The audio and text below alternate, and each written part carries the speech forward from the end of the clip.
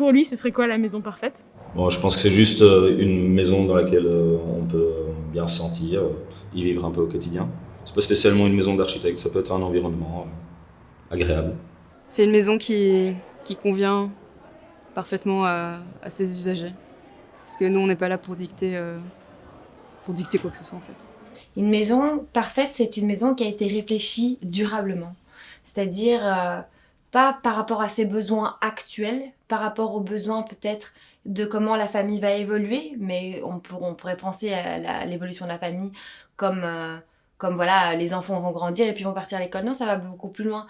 On peut penser aussi à quand par exemple nos parents vont devenir plus vieux, peut-être installer une aile qui leur laisse une indépendance, mais tout en pouvant s'occuper aussi et en vivant ensemble, quoi. Vraiment, c'est l'architecture de la famille et de la famille donc durable.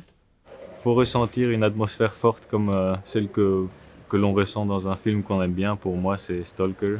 Quand la pluie rentre dans l'espace abandonné, voilà, ouais, une maison comme ça c'est la maison parfaite. Maintenant, je ne sais pas s'il est bien pour être vécu. Mais c'est la maison qui arrive à faire la synthèse entre une dualité, entre justement cette structure et l'habitabilité. C'est-à-dire qu'on ne pourrait pas juste proposer une structure qui pourra durer 2000 ans, mais dans laquelle les gens se sentiraient mal. Et on ne pourrait pas non plus proposer une maison sur mesure parfaite, mais dans laquelle seulement les gens se sentiraient bien pendant les 10 premières années, et puis après, elle ne conviendrait plus.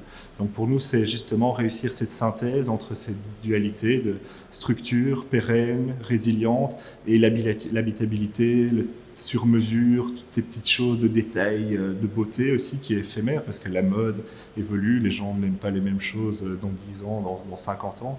Donc voilà, la maison, c'est celle qui a une super bonne base, qui va lui permettre d'évoluer, mais de toujours pouvoir s'adapter à son usager.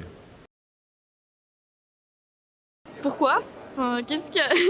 Pourquoi cette vocation ?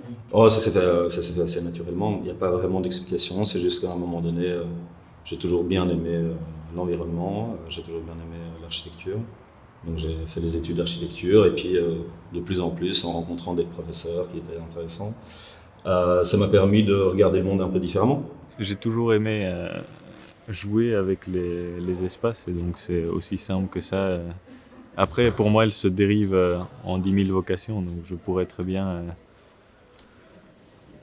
travailler dans d'autres domaines qui travaillent avec l'espace. Même pour moi, ouais, je sais pas, enfin, n'importe quelle autre direction qui travaille l'espace m'intéresserait.